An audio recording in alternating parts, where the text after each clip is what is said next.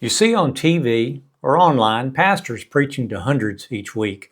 You see a church full of young people, while you're faithfully preaching to the same 20 week after week. Or you're faithfully teaching 3 kids in a small room that could probably hold a lot more.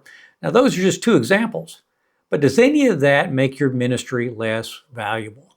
We've spent these past couple months talking about big ministry topics. We've talked about mission clarity and prayer, leadership development. But today I'm wrapping up this thread with something that might seem small, but actually matters: everyday faithfulness. Let's admit it, we live in a world that celebrates the big, right? The visible, the impressive. And it's easy to start believing that if what we're doing isn't making some headline, we must be doing something wrong.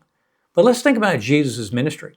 He invested most of his time in 12 ordinary guys. He told stories about seeds growing slowly, about yeast working itself through dough, about a woman who lost 1 coin and searched everywhere until she found it. Faithfulness, even in little things, matters to God. Jesus teaches us not to overlook the small or simple acts of service. He said over in Luke 16:10, "One who is faithful in a very little is also faithful in much." So let me ask you something. What does faithfulness actually look like in real life? You know, it doesn't have to be flashy. It's showing up on Tuesday nights to lead that small group even when you're tired from work. It's praying for people by name when nobody knows you're doing it. It's the pastor who prepares sermons for 20 people with the exact same love and zeal he'd give to 200. It's the teacher who's investing in kids who may not even remember her name in 10 years. It's the deacon who makes hospital visits that no one else knows about. It's finishing what you started. It's doing the right thing when no one's watching. It's being the same person in private that you are in public. I think about people in our churches who've been faithfully serving for decades, not because they're trying to get recognition, they're not trying to climb some ministry ladder, but because they love Jesus and they love his people. That quiet, steady faithfulness is what really helps hold a church together. But here's where this gets practical for you and me. Paul says over in Colossians 3:23, one of my favorite verses, he writes there, "Whatever you do, do it from the heart as something done for the Lord and not for people." And that should change everything, shouldn't it? Because if you're serving an audience of 1, talking about God, then it doesn't matter whether 5 people see it or 500. It doesn't matter if it goes on social media or stays completely private. It doesn't matter if you get thanked for it or overlooked.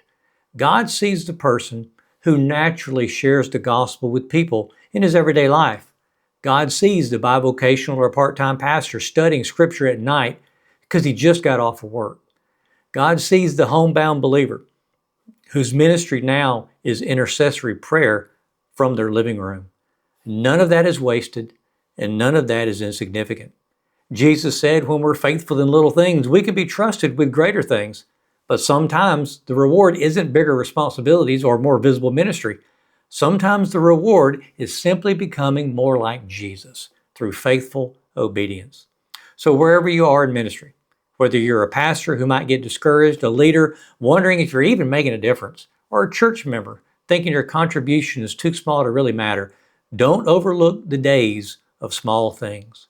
Just do the next faithful thing in front of you. Teach that class. Make that visit, send that text, and pray that prayer. Show up again next week and do it again. Faithfulness is best measured by obedience.